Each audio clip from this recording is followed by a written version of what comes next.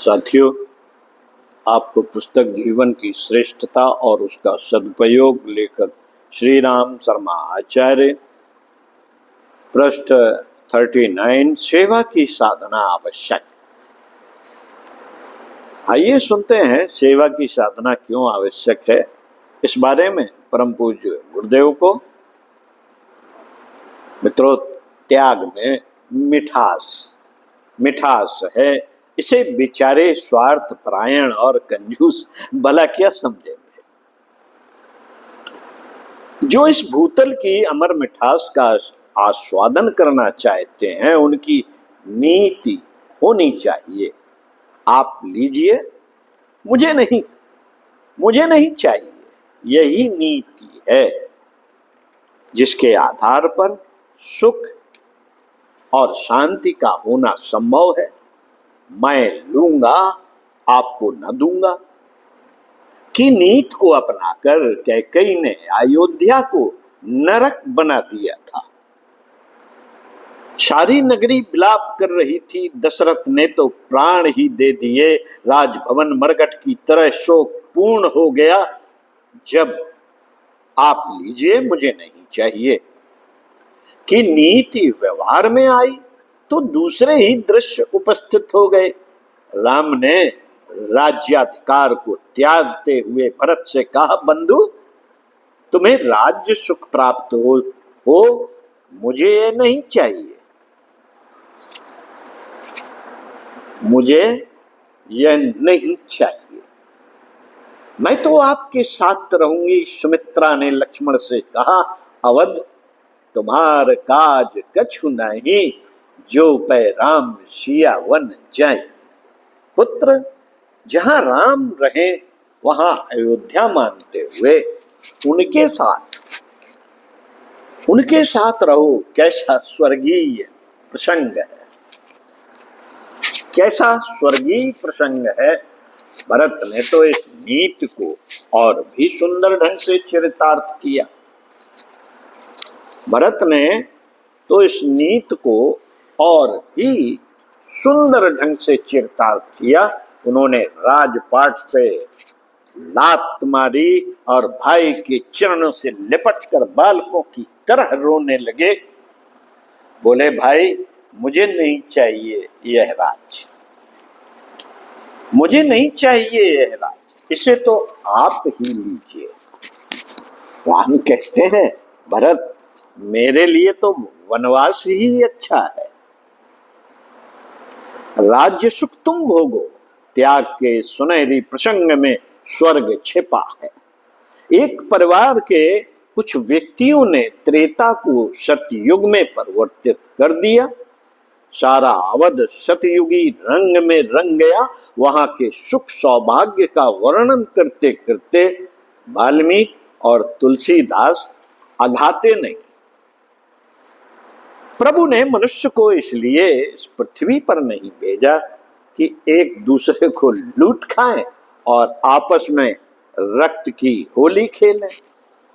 परमपिता की इच्छा है कि सब लोग प्रेम पूर्वक भाई भाई की तरह आपस में मिलजुल कर रहें। यह तभी हो सकता है जब त्याग की नीति को प्रधानता दी जाए।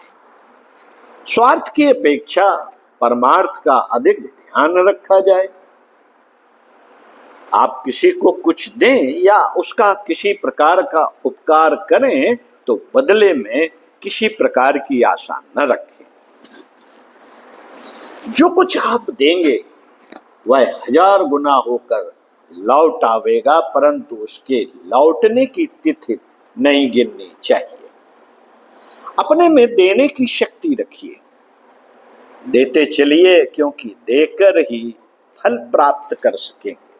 ध्यान पूर्वक देखिए, सारा विश्व आपको कुछ दे रहा है। जितने आनंददायक पदार्थ आपके पास हैं, वे सब आपके ही बनाए हुए नहीं हैं, वरन वे दूसरों के द्वारा आपको प्राप्त होते हैं। फिर आप दूसरों को देने में इतना संकोच क्यों करते हैं? आज नहीं तो कल, हंस कर नहीं तो रोकर आपको किसी दिन त्याग करना ही पड़ेगा। आप खूब इकट्ठा करते हैं, संसार की संपदाएं अपनी मुट्ठी में बांध लेते हैं, परंतु प्रकृति यह पसंद नहीं करती कि उसकी चलती फिरती चीजों पर कोई एक व्यक्ति कब्जा करके बैठ जाए। वह आपका गला दबाकर मुट्ठी खुलवा लेती है। जब आप कहते हैं कि मैं न दूंगा, उसी क्षण जोर की चपत पड़ती है और आप घायल हो जाते हैं। संसार में कोई भी व्यक्ति ऐसा नहीं है जो प्रत्येक वस्तु को न दे, परित्याग करने के लिए बाध्य न हो। इस अखंड नियम के प्रतिकूल आचरण करने का जो जितना प्रयत्न करेगा, वह अपने को उतना ही दुखी अनुभव करेगा। शास्त्र कहते हैं कि मनुष्य जीवन में परोपकार ही सार है। हमें सदैव परोपकार में रत रहना चाहिए, किंतु यह अभिमान, दंभ या कीर्ति के लिए नहीं, आत्म कल्याण के लिए होना चाहिए। मेरे कारण दूसरों का भला हुआ, यह सोचना मूर्खता। हमारे बिना संसार का कोई काम अटका न रहेगा। हमारे पैदा होने से पहले संसार का सब काम ठीक ठीक चल रहा था और हमारे बाद भी वैसा चलता रहेगा। परमात्मा उतना गरीब नहीं है कि हमारी मदद के बिना सृष्टि का काम न चला सके। किसी भिखारी को हमारे ही देने की कोई बड़ी भारी आवश्यकता नहीं है। वह हमारी एक रोटी के बिना भूखा न मर जाएगा। सच पूछे तो जिसने हमें उपकार करने का अवसर दिया है, उसका कृतज्ञ होना चाहिए। हमारी उपकार बुद्धि जागृत करके वह हमें ऋणी कर देता है। इससे जो मानसिक उन्नति होती है और आत्मा की शक्ति प्राप्त होती है, वह दान देने वाले को नहीं, वरन देने वाले को प्राप्त होती है। दूसरों का उपकार करना मानो एक प्रकार से अपना ही कल्याण करना है। किसी का एक पैसा देकर हम भला उसका कितना भला कर सकते हैं, किंतु उसकी अपेक्षा अपना भला हजारों गुना कर लेते हैं। हमारी उदारता का विकास न होने से संसार का रत्ती भर भी खर्च न होगा, किंतु हमारा ही आनंद स्रोत रीता हो जाएगा। इसलिए आप परोपकार को अपना जीवन लक्ष्य बनाइए। जितना हो सके दूसरों की भलाई कीजिए। इसमें आपका ही भला है, आपका ही कल्याण है।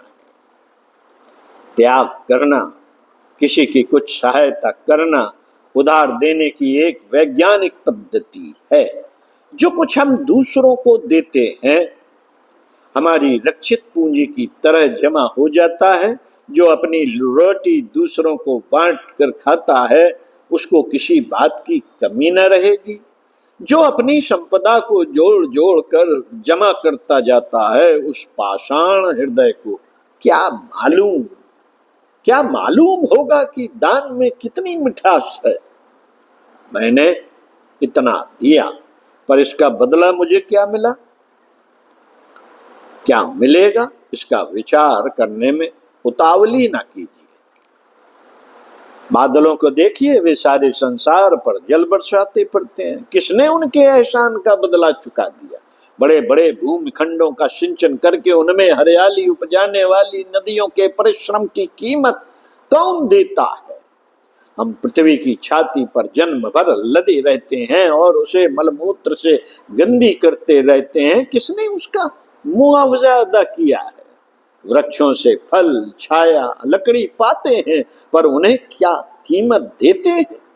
परोपकार स्वयं ही बदला है। त्याग करना आज आपको भले ही घाटे का सौदा प्रतीत होता हो, पर जब आप उपकार करने का अनुभव करेंगे तो देखेंगे कि ईश्वरीय वरदान की तरह यह दिव्य गुण स्वयं से कितना शांतिदायक है, हृदय को कितनी महानता प्रदान करता है। उपकारी जानता है कि मेरे कार्यों से जितना लाभ दूसरों का होता है उससे कई गुना स्वयं मेरा होता है। ज्ञानवान पुरुष जो कमाते हैं वह दूसरों को बांट देते हैं। वे सोचते हैं कि प्रकृति जब जीवन शरीकी बहुमूल्य वस्तु मुफ्त दे रही है तो हम अपनी फालतू चीजें दूसरों को देने में कंजूसी क्यों करें। हाँ, बुरे दिनों में और विपत्ति की घड़ियों में भी परोपकार के दिव्य गुण का परित्याग मत कीजिए। जब आप किसी को भौतिक पदार्थ देने में असमर्थ हो तो भी अपनी सद्भावनाएं और शुभकामनाएं दूसरों को देते रहिए।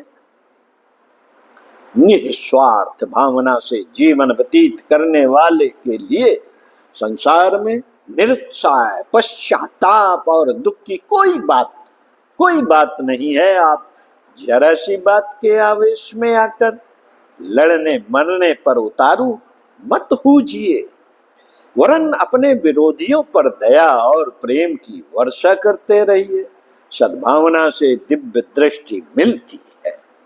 जिसके हृदय में समस्त प्राणियों के प्रति सद्भावना भरी हुई है, यथार्थ में वही दिव्य ज्ञान का अधिकारी है।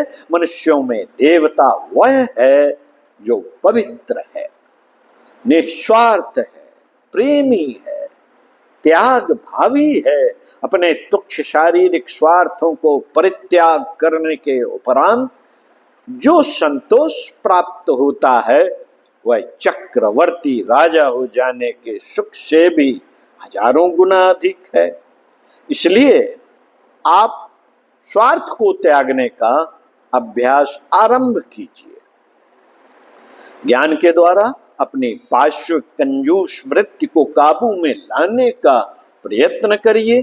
तुच्छ स्वार्थों के गुलाम बनने से इनकार कर दीजिए।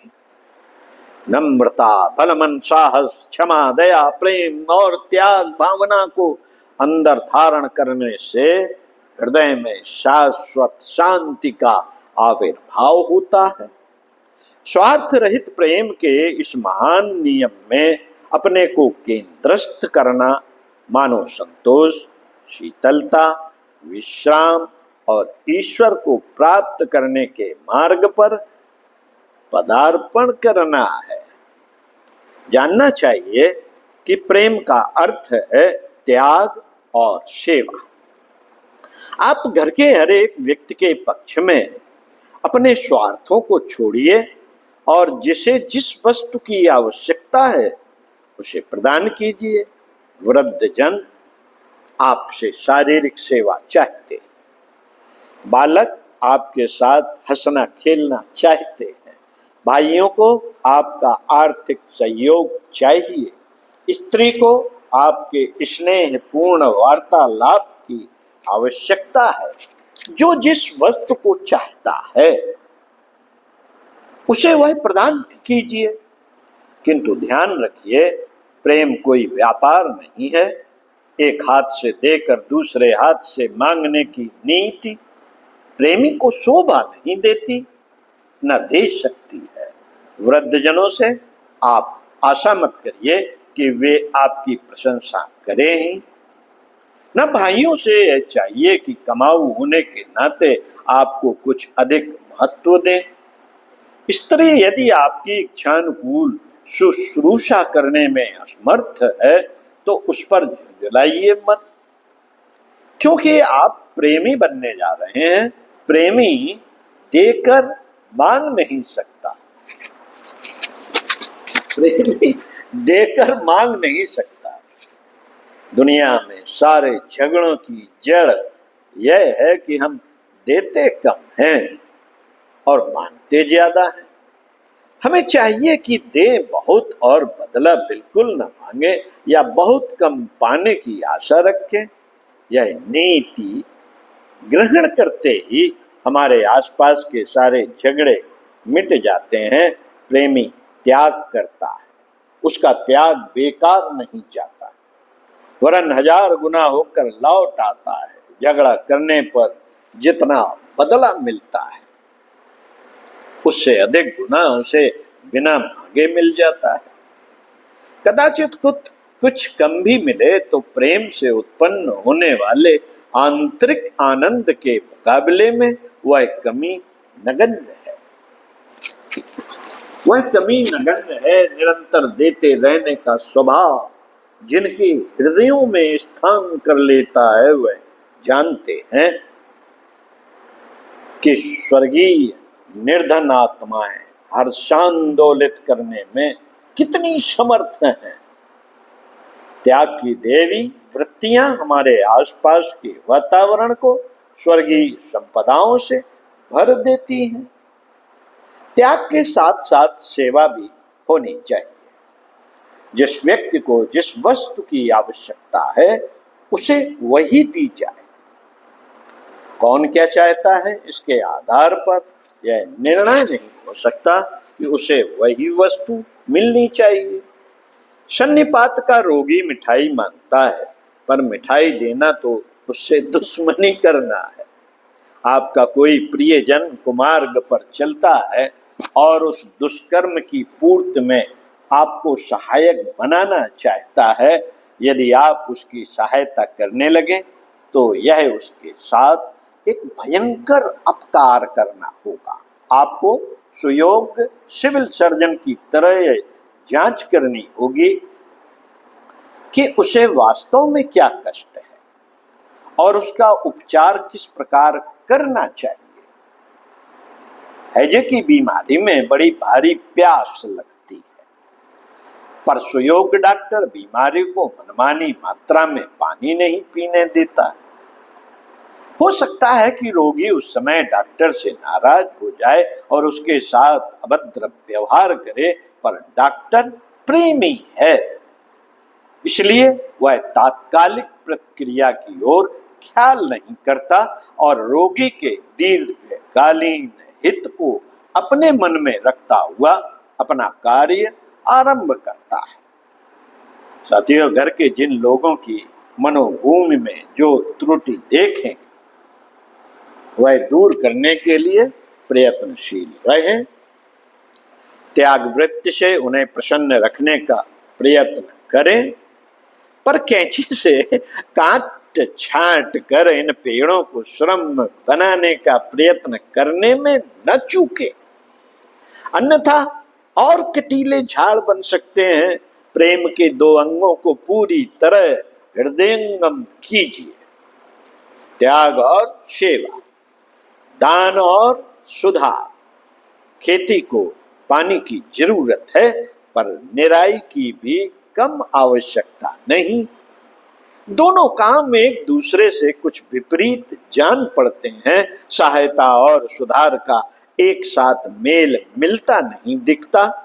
कार्य बड़ा कठिन प्रतीत होता है, इसलिए तो प्रेम करना तलवार की धार पर चलना कहा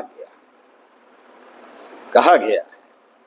ओम शांति। साथियों, इसी क्रम को आगे बढ़ाते हुए सुनेंगे, सेवा भावना बिना मन मरघट।